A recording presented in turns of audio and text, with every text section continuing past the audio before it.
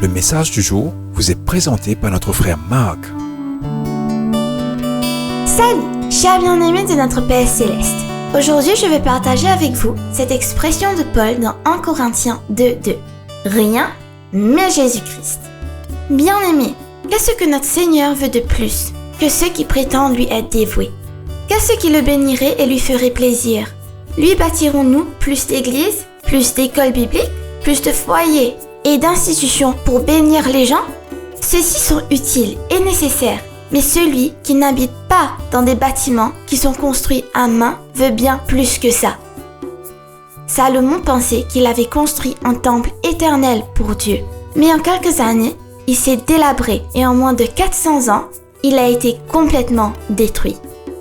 La seule chose que notre Seigneur recherche avant tout de la part de son peuple, de ses ministres et de ses bergers, c'est la communion à sa table, unité autour de sa table céleste, un lieu et un temps d'intimité, une approche continue à lui pour la nourriture, la force, la sagesse et la fraternité. Notre génération a une révélation limitée du Seigneur Jésus parce que beaucoup sont manquants à la fête de la communion seule avec le Seigneur. Leurs sièges sont vides.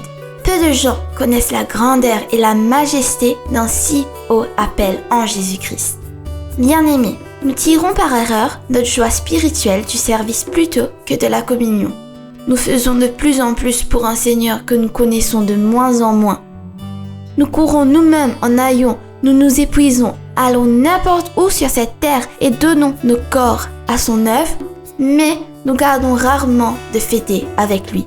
Nous sommes trop décontractés à propos de la table du Seigneur, pas assez sérieux pour prendre notre place pour apprendre de lui. Bien-aimé, Paul parle de 3 années séparées dans le désert d'Arabie, dans Galates 1, versets 15 à 19. C'était 3 années glorieuses, assis paradisiaquement à la table du Seigneur. C'est là que le Christ a enseigné Paul tout ce qu'il savait et la sagesse de Dieu lui fut manifestée. La conversation n'était pas suffisante pour Paul. Une vision surnaturelle unique du Christ, miraculeusement entendre sa voix du ciel, rien qu'une fois, n'était pas suffisant. Il y avait eu une vision éphémère du Seigneur et il en voulait plus. Quelque chose dans l'âme de Paul s'est écrié « Oh, que je puisse le connaître !» Pas étonnant que Paul ait pu dire à tout un système chrétien « J'ai décidé de ne rien connaître parmi vous, sauf Jésus-Christ et Christ crucifié » dans 1 Corinthiens 2:2. Il disait que les Judéens de Jérusalem s'en tiennent à leur loi, que les autres argumentent leur point de doctrine, que ceux qui cherchent à être justifiés par les travaux s'épuisent. Mais pour moi, je veux plus de Christ. Chers bien-amis, je crois personnellement que nous devons balayer devant nos portes pour voir si nous correspondons à l'image de Paul. Nous devons faire notre devoir et notre mea culpa et demander à Dieu de nous pardonner et de pouvoir revenir à la fête, à la table du Seigneur. Chers bien-aimés, je ne veux pas être très dur en critique, mais je crois que nous devons faire demi-tour dans notre vie de foi et répondre à l'appel de Jésus, d'être présent à sa table, où il convoque tout le monde.